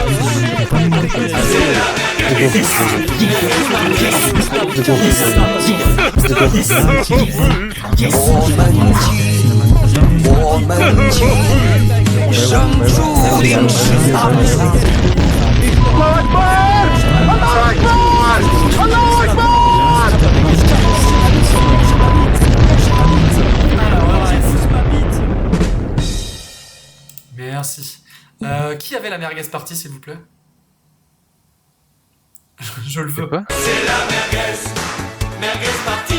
Ah, merci Nico. C'était le plus réussi. Allez, les cactus!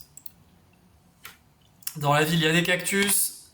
Le premier, le Organ Pipe, Stenocereus turberry, bien sûr, pour ceux qui ont envie de connaître son petit nom scientifique.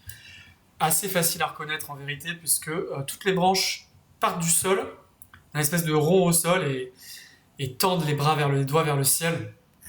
Vous avez très rarement des petites subdivisions comme ça, mais c'est vraiment rare sur l'Organ Pipe. Possible de le confondre avec le candélabre qu'on verra plus tard, mais le candélabre a le point de regroupement des branches qui est plus haut sur un tronc. Là, il n'y a pas de tronc. Et vous le retrouvez très majoritairement dans l'ouest du Sonora, dans la partie un peu désertique ici. Vous en aurez quelques fois à Baja, mais ce sera beaucoup plus montagneux avec plus de relief. Donc tapez Sonora avec l'Organ Pipe. Tapez Sonora au 12-13-13. Voilà le candélabre. Donc évidemment, on regarde pas celui du dessous, on regarde celui du dessus. On n'est pas con. Donc comme vous le voyez, les branches partent d'un tronc qu'on voit pas bien ici, et puis avant de repartir, ça forme vraiment un triangle. Hein. Il a une gueule très particulière. Bon, j'en ai pris un exemple vraiment parlant. Ils sont pas tous comme ça aussi réguliers dans la vraie vie, mais ils ont quand même cette forme générale. Et ceux-là, au contraire, vous les retrouvez beaucoup plus au sud, près de Mexico, à vrai dire, un peu au sud de Mexico City, dans les montagnes Guerrero, Puebla, Oaxaca. Assez rare et très circonscrit, donc hyper utile le candélabre. Ce que j'appelais le cactus droit. Comme il y a un cactus doigt juste après, je savais pas trop comment l'appeler, donc appelez-le comme vous voulez. J'ai bien eu une idée, mais j'ai pas osé. Donc le Cephalocereus polylophus, hyper unique. Il est juste très long, très fin, très haut, comme la devise de Fort Boyard. Et vous l'aurez quasiment exclusivement ici au nord Tlaxcala et celui-là dont j'ai oublié le nom, qui commence par un H, vous allez m'aider. Hidalgo? Hidalgo, exactement, merci. Voilà, donc hyper reconnaissable, mais vous le verrez très très peu souvent. À vrai dire, pour trouver 5 points sur la map pour l'avoir, j'ai passé quasiment 1 heure, donc il est utile quand on le trouve, mais on le trouve très rare. Le cactus doigt, le cactus des westerns, le cactus de Barra California, très reconnaissable aussi, avec un tronc en général solide. Vous voyez, on dirait presque un vrai tronc d'arbre. Et ces quelques doigts qui sont tendus vers le ciel. Donc on dirait presque des mains qui ont envie de vous attraper entre leurs petites épines. Ce qui fait foi, c'est vraiment le fait qu'il n'y ait pas tant de branches que ça, mais qu'il y en ait quelques-unes, et le tronc un peu marron. Et c'est le cactus emblématique de Barra California. Donc vous prenez pas la tête, vous serez quasiment toujours à Barra California, quelquefois West Sonora, mais c'est assez rare. Et enfin le figuier de Barbarie, le fameux prickly pear, très connu, Opuntia ficus indica, avec ses feuilles en forme de raquette de ping-pong, qui est souvent plus large que haut, et des bonnes figues de Barbarie, délicieuses à manger parfois, souvent dans les régions sèches et arides. Donc quand vous le voyez en Europe, vous êtes au bord de la Méditerranée. Quand vous le voyez en Amérique du Nord, vous êtes dans le Nord-Mexique ou en Californie du Sud. Et quand vous le voyez en Amérique du Sud, vous êtes très souvent sur la côte ouest. On en retrouve en Australie, d'après iNaturalist, mais j'en ai jamais vu. Et en Afrique du Sud, on en retrouve pas mal sur la côte sud. Ça, j'en ai déjà vu pour le coup. Au Kenya, également concentré autour de Nairobi. Voilà. Et c'est la fin. Vous aurez quelques ressources par la suite. On va faire une petite partie de cactus. Tranquille. Après, on se fera une petite partie avec tout. Et puis, je vous laisserai tranquille. Les cactus, on va pas s'en mettre 10, on va s'en mettre 7. Parce qu'il y en a... Bon, on va s'en mettre 10, mais on va mettre 20 secondes parce que c'est rapide. C'est pas très dur. Est-ce que vous êtes prêts? Oui. Oui. Je me dis oui. Let's go. Let's go. On y va. Oui, oui. Toulou. Ok.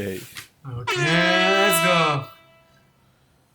Ouais. Yes. Yes. Ouais. Easy as. Alors, regardez sur votre droite. Hein. J'espère que j'ai pas trop dézoomé les cactus parce que c'est un peu chiant. Mais... Je vais envoyer une singerie là. Ah, c'était Tunisie, d'accord. My bad. Bravo à ceux qui l'avaient. C'était les prickly pear. Pourquoi je suis allé Mexique là? Putain, mais je suis con, j'ai même pas regardé la route ni rien. Bien joué à ceux qui l'avaient. Au nombre de 6, Difuku, Horizon, Horace, Decibel, Taco et Flavio.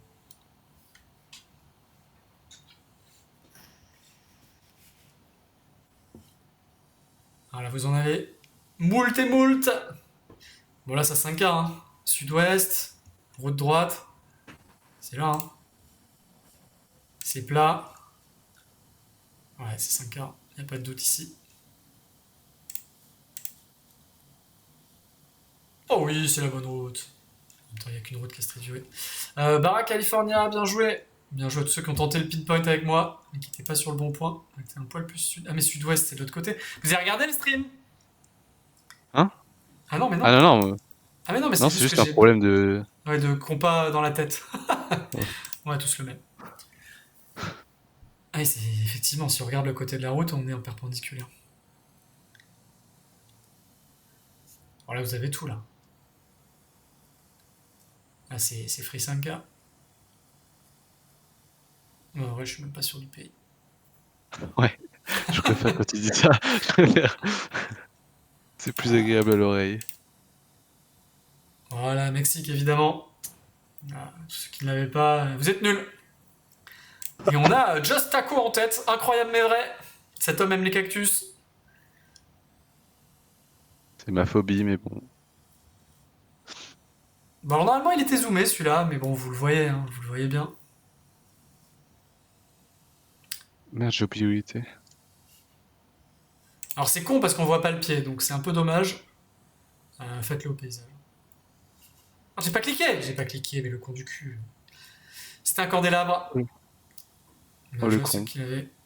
Le candélabre qui est au sud de Mexico, donc vous faites pas avoir ceux qui pensaient vraiment candélabre et qui sont allés au nord.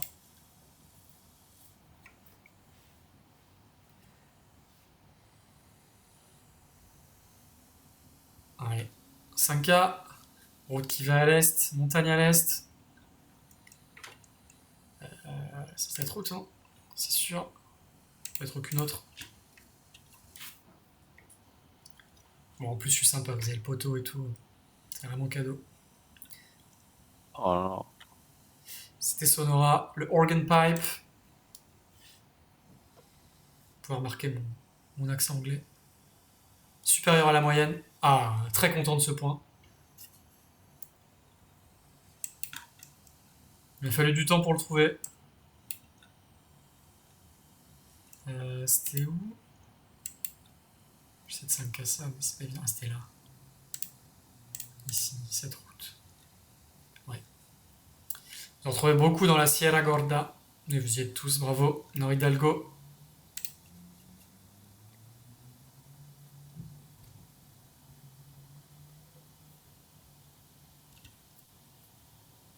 Allez, encore. Hmm. Celui-là a les branches plus fines. Ah, j'ai eu un doute du coup. Mais normalement, c'est celui que vous pensez. Auquel vous pensez quand on parle français, Pierre.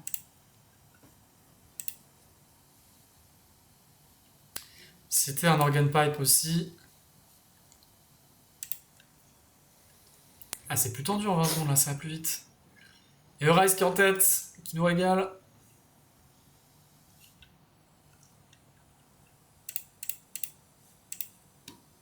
Très très joli là, il est presque bleuté celui-là, il est magnifique. Ah, vous voyez à droite, on a les autres cactus là, j'avais pas vu. C'est rigolo ça. C'est ceux-là que je regardais, moi. Oh Marrant, donc il y putain. en a un peu Guerrero aussi, ok. Oh merde. Ah, rigolo. Ah, j'ai J'ai même pas pas fait regardé mon exprès. cactus.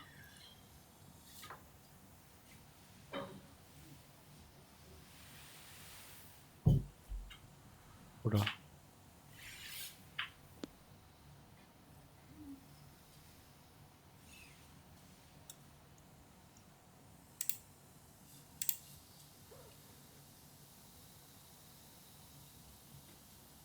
Ah, je sais pas pourquoi je fais ça. Ça ressemblait juste au Mexique Middle, mais juste le cactus. C'était probablement un candélabre. Ou alors c'était pas cette version-là, et j'ai mal zoomé. Désolé pour celui-là. Et là. Et Yuka. Ah, il y a des petits yucca, ouais. C'est marrant.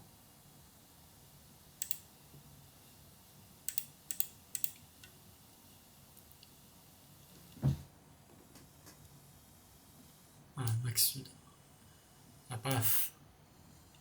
Très beau guess dans l'autre Showpix. Un jeu Rise. Presque 40 000 points. Très solide. Tout le monde au-dessus de 25 000. Vous me régalez. Allez, on va se finir sur une petite, un petit récap. Un petit VG de volume 1 qui compile tout. Et l'objectif, c'est de faire 25 000 points. Bon, en plus, vous aurez des repeats, donc vous inquiétez pas. Est-ce que c'est possible d'avoir le support pour le tout? Parce que, enfin, moi je vais être paumé sinon. Bah, bien sûr. Chacun fait comme il le sent. Tu les retiendras Pas, petit à petit, du t'inquiète coup, pas. est-ce que tu l'as partagé? Pardon, c'était ma question. Ah non. Je te l'envoie. Merci. Je l'envoie dans le chat de soirée.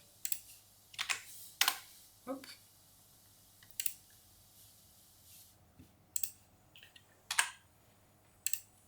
Allez, on y va pour ceux qui sont prêts et encore là. Je vais remove les inactifs, vous pouvez revenir si vous voulez. Je lance dans 5 secondes. 3, 2, 1. C'est parti. Allez, 5 minutes de souffrance avec moi et on est bon. En plus, on commence par des très beaux points qu'on n'a pas eu.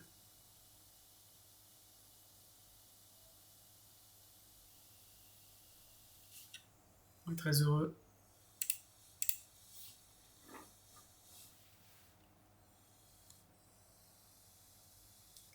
Vous voyez, pas évident ici, mais ça se reconnaît. C'était il y a bien longtemps maintenant les pains.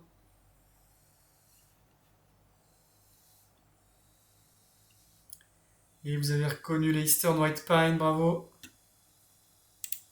Dans l'état de New York cette fois.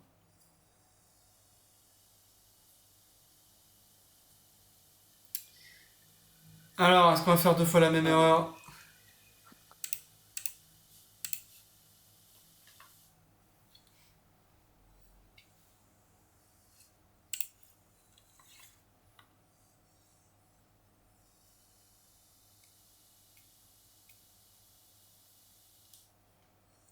Nos jolis Paranapine, qui sont pas des pins non plus d'ailleurs. Hein. C'est des Araucaria.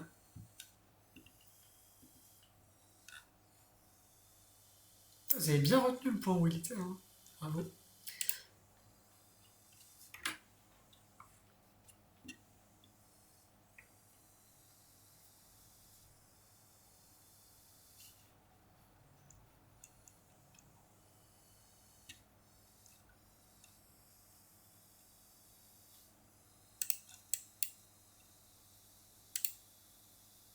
C'était celle-là comme route, je crois.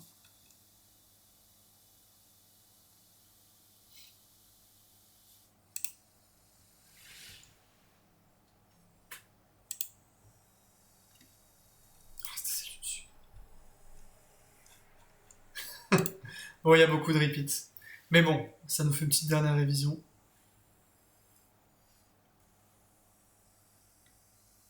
Puis voilà, vous en avez des petits nouveaux. Hmm.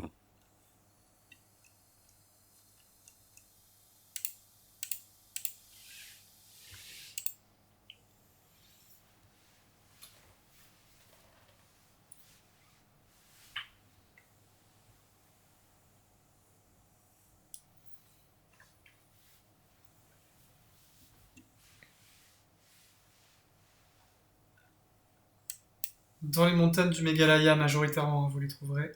En Inde, en tout cas.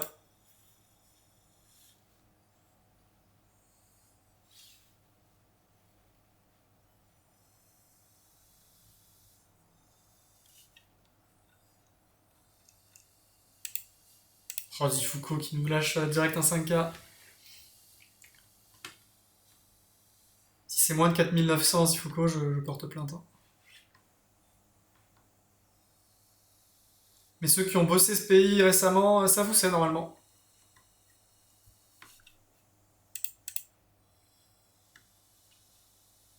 PA. Je te vois pas dans les 10 premiers, Foucault, là. T'es parti où? Comment Turquie reste bah parce que les serfs d'Antalya, bien sûr. Très très connu. C'est dans le doc Turquie. Il fallait le taffer. Et c'est Vraiment trop que je littéralement viens... le point du doc. Vraiment trop que je viens d'arriver et tu la kick. Quoi? Ah merde! Je... Il peut pas rejoindre? Ah je merde! sais pas trop. Bah j'avais remove les inactifs, mais normalement tu peux rejoindre sans problème. Bah désolé Trox. On pense fort à toi en tout cas. Pas moi. Ni moi. Mais vous êtes pas gentil. Voilà. Ah oui, ok, non.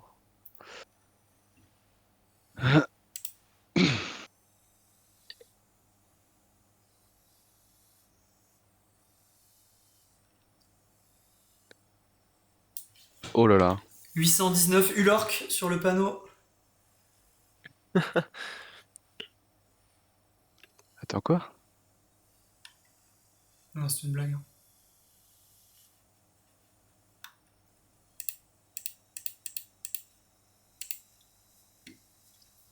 T'as failli me rendre fou.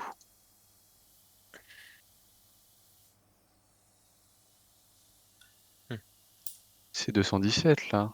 Il nous a menti. 207. 207, oui. Bah, c'était un numéro de maison.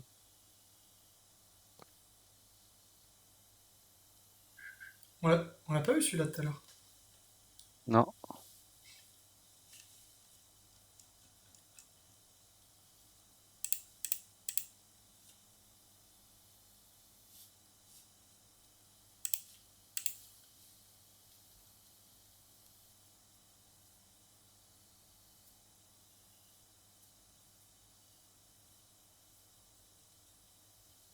Oh. Oh. Allez, Smaggy, au bout, au bout.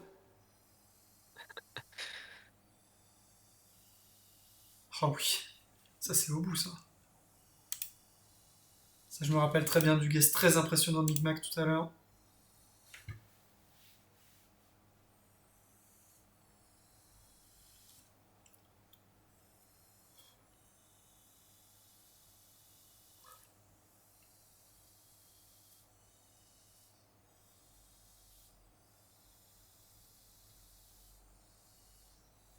Ah, c'était plus sud. Vers Picos. Et d'accord, parce que là, il avait bien retenu.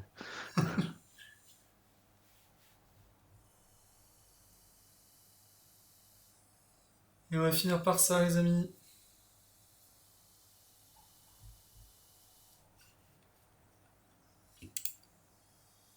Est-ce qu'on a des petites métas sur les roadlines? J'en vois pas.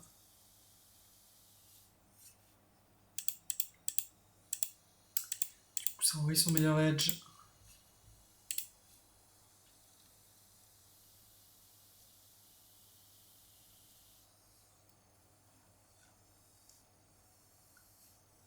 Petite Géorgie. Et bien joué à tous. Et écoutez, tout le monde a au-dessus de 30 000, c'est magnifique. Sauf Au-dessus des Micmac. 60%, sauf Micmac le nul. Micmac fait un point et il arrête. Il est bizarre ce garçon. Et voilà. Alors, attendez, je vais couper